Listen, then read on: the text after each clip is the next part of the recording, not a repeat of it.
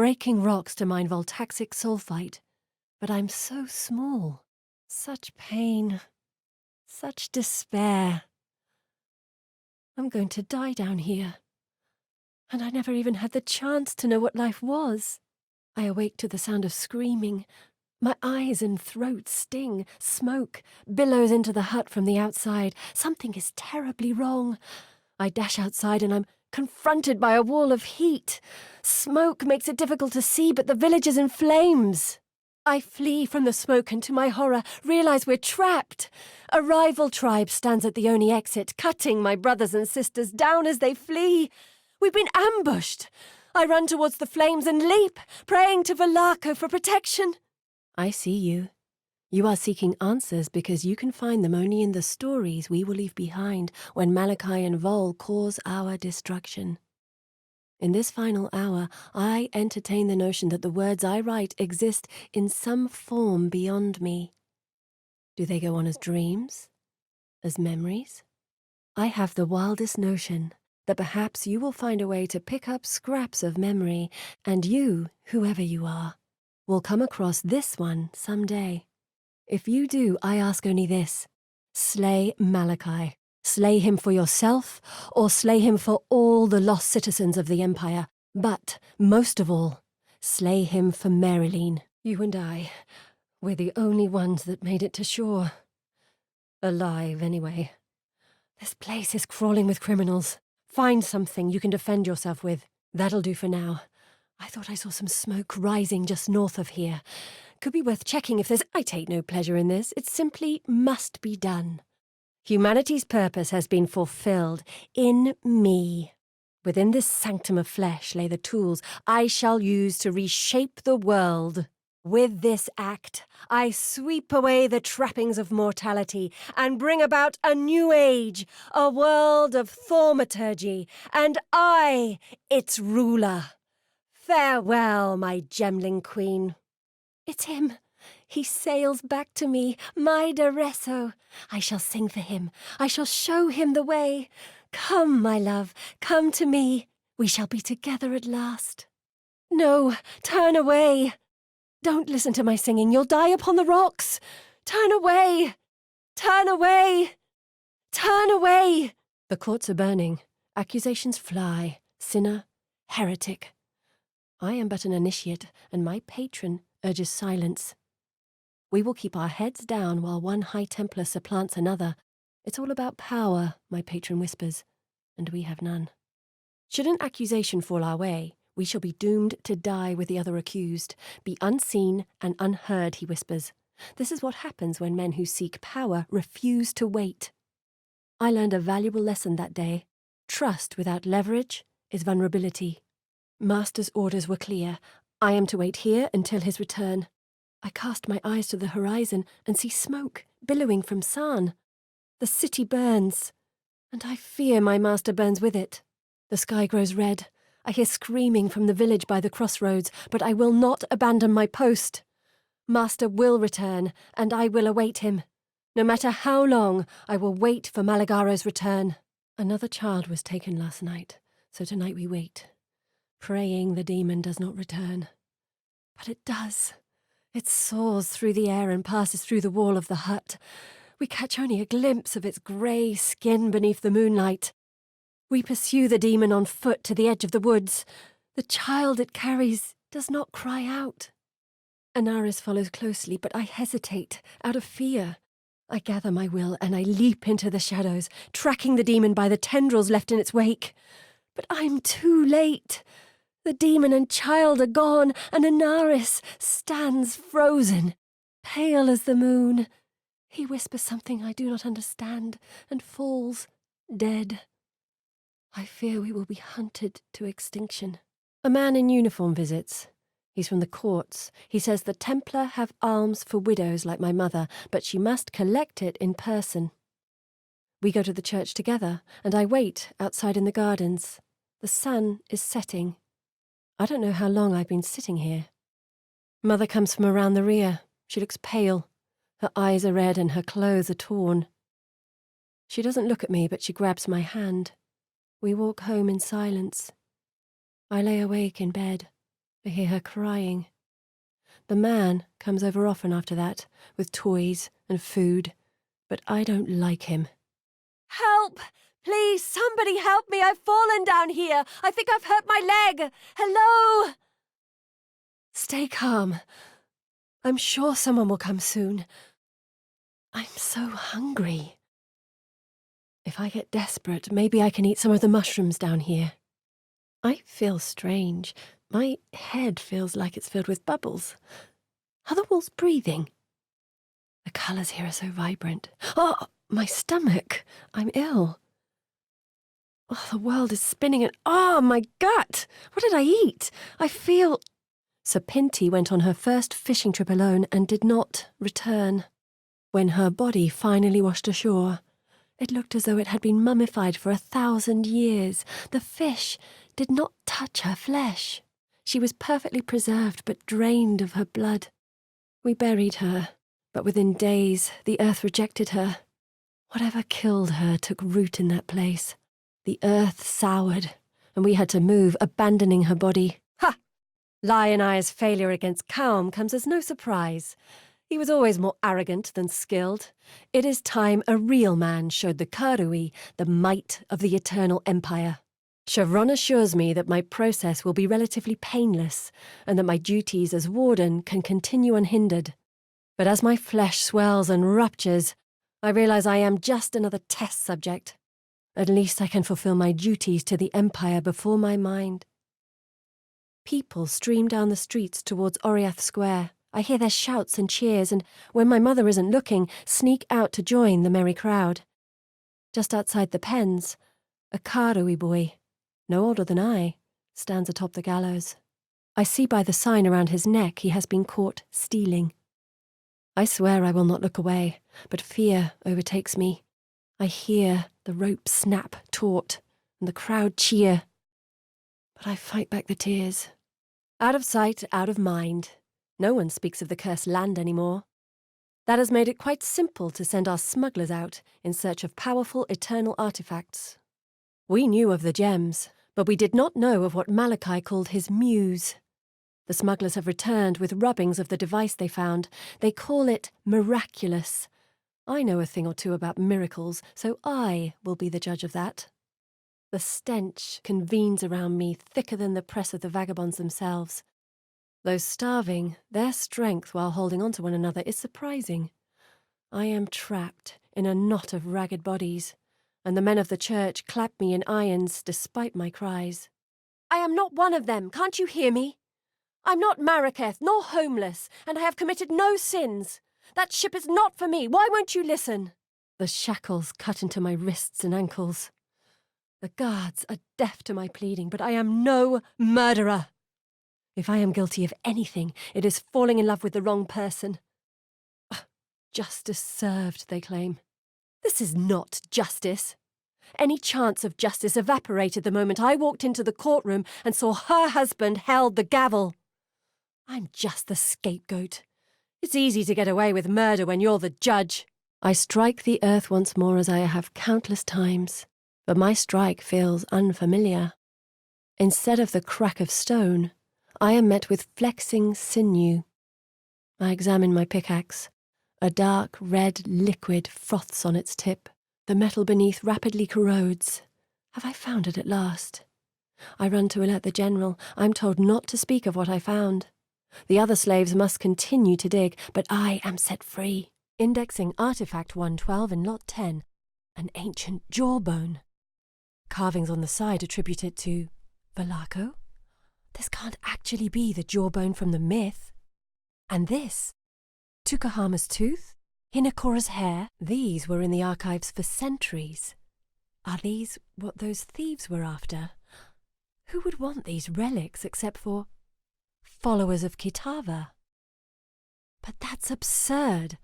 Best not to mention the robbery attempt. I used to pride myself on taking care of these tomes, but the ancient treatises concerning the Val should be burned.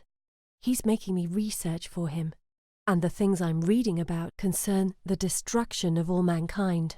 I would think my fears of the end of the world ridiculous, except it's happened before. I must run.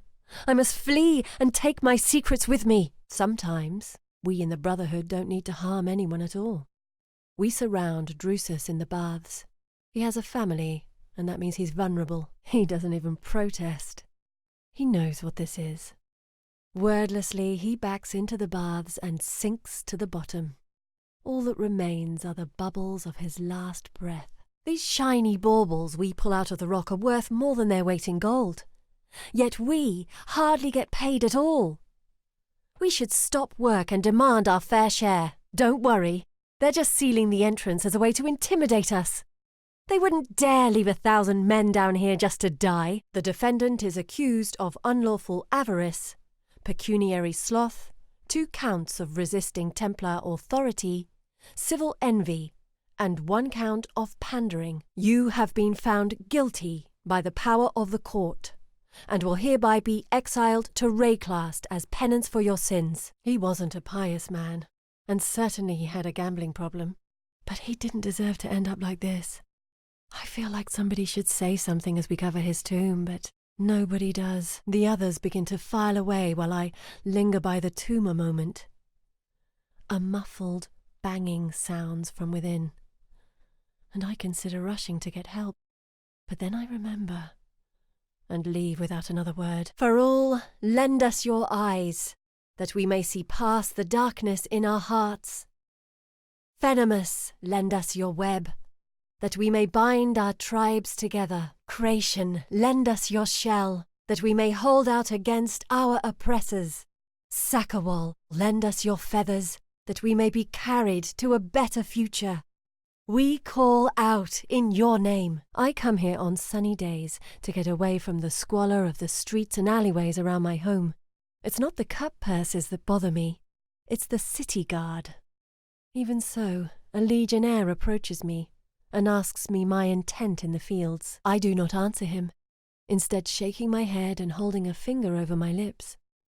Better to act mute than risk being clapped in irons for the sin of being born Ezomite. Rami waits at the cavern entrance for the passing aspirants. 1 at a time he pulls them in from the snowstorm and covers their mouth as I slice their throats. Blood stains the cavern floor. Rami pulls in the last straggler and we make quick work of her. Just we 2 remain. Before Rami makes this realization, I plunge my blade into his eye. I alone will lead the mute wind. As I kneel over her grave, the night sky joins my tears. The earth becomes scattershot, stained by sputtering torchlight. She reaches out to me, and I smile until I see other lost loved ones reaching up through the dirt. The rain smells like leather grease, and my torch goes out as the first of the dead breaks free. I know I have no voice as a servant. But there is something deeply troubling here.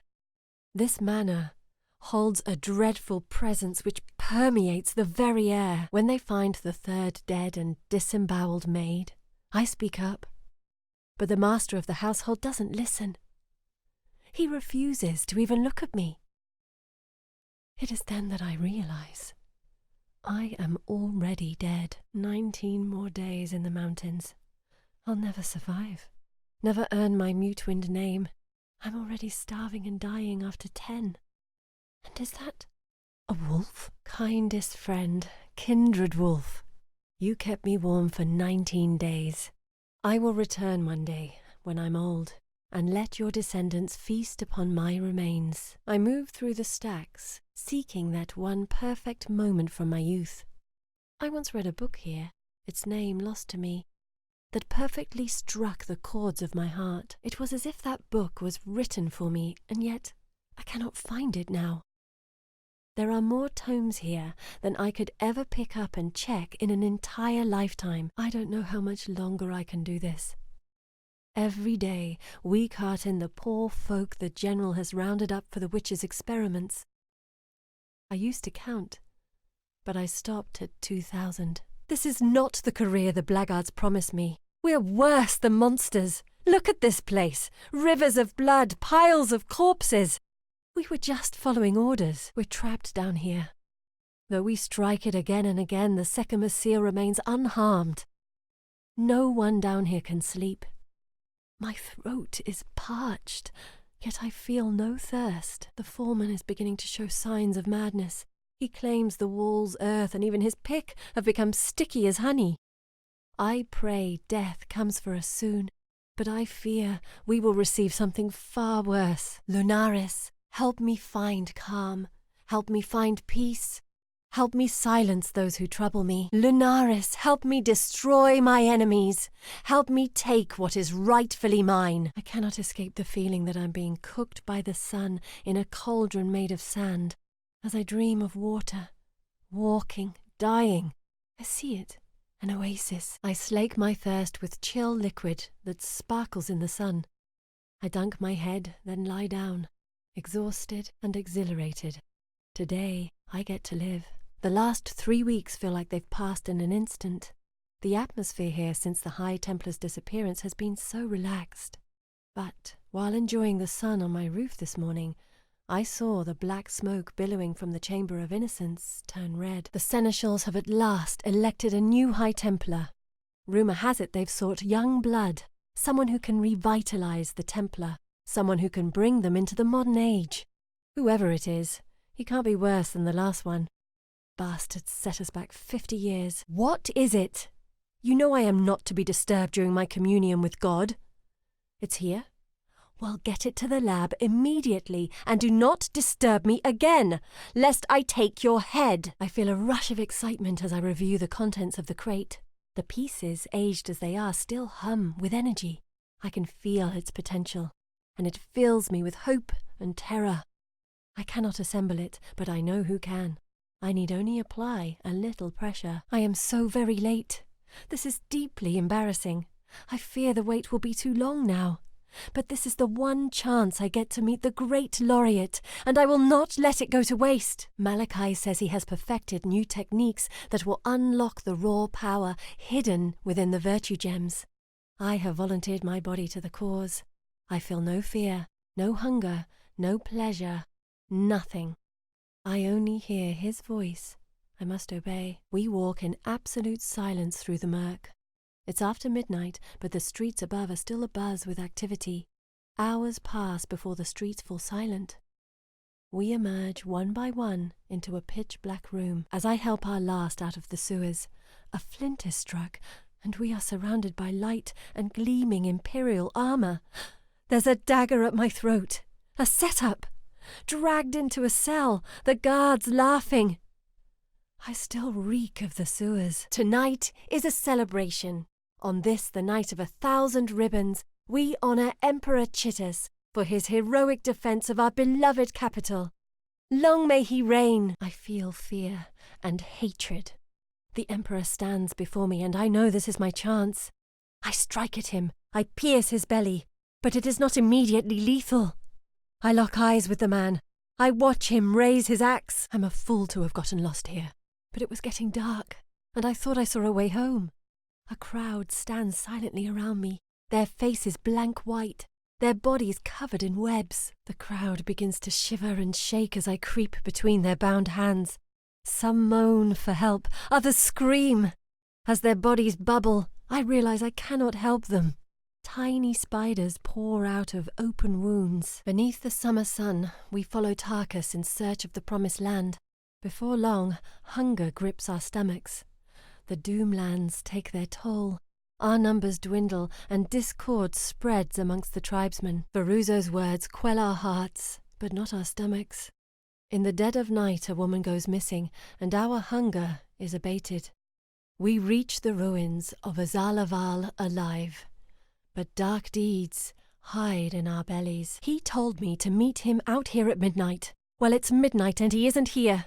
And I can hear wolves nearby. He'd better hurry up or I'm leaving. That's it, I'm out of here. Now, which way did I come from? Was it this way? No. Must have been this way. This doesn't look familiar either. None of this looks familiar, and I think I hear the wolves coming closer. We pack up our camp just before sunrise and journey towards the capital, Azalaval. We hear the crowd before we see them. Word of our victory spread quickly, and even the Queen has come to meet us. My family has come to watch the ceremony. As I lay on the stone altar, I hear them chanting my name. It's the last thing I hear before the Queen's dagger is plunged into my chest. 6 moons have passed since the earth supped the rain.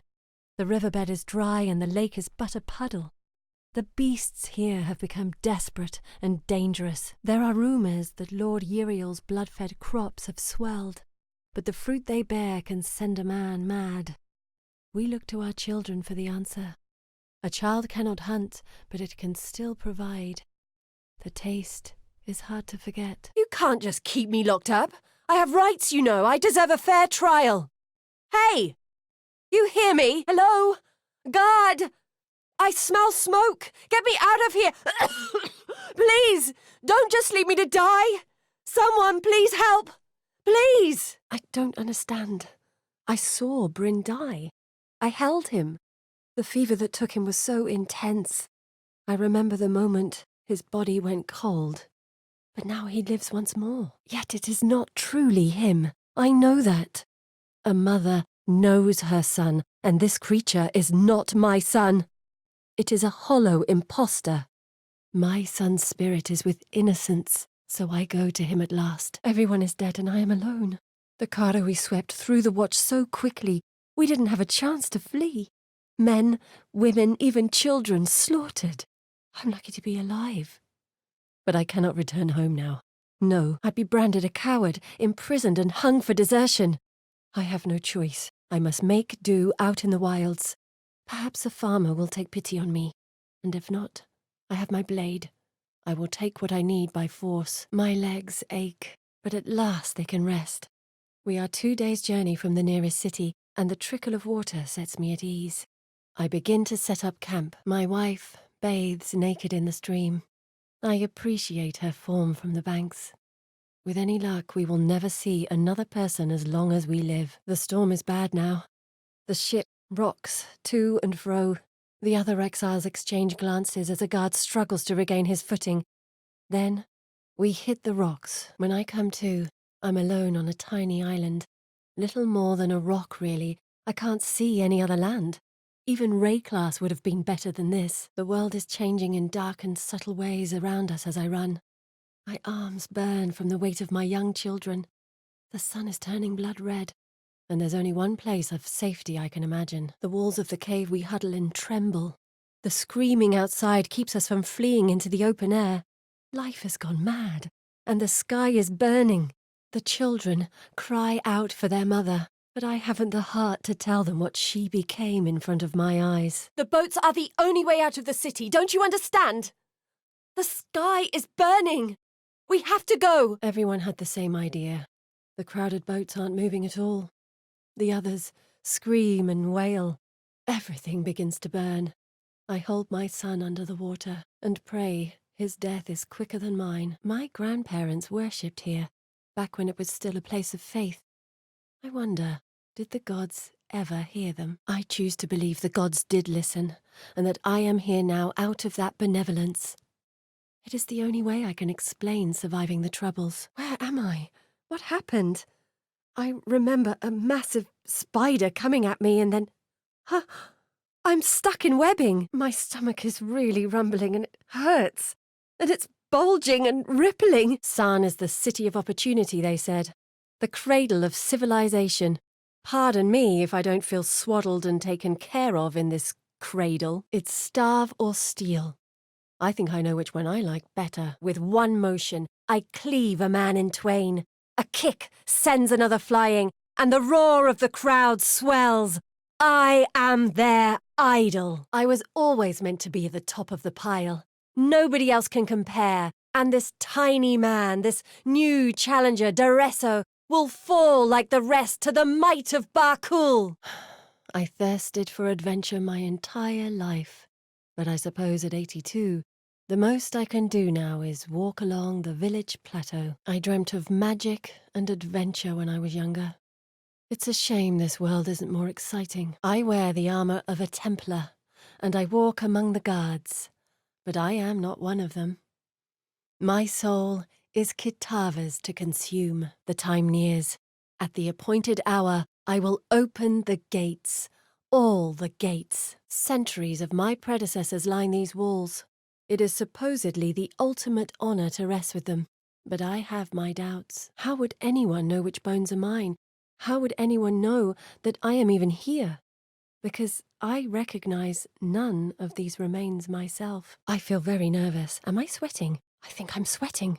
I hope she doesn't notice how much I'm sweating. Oh no, she looked at me. She can definitely see how sweaty I am. I should say something.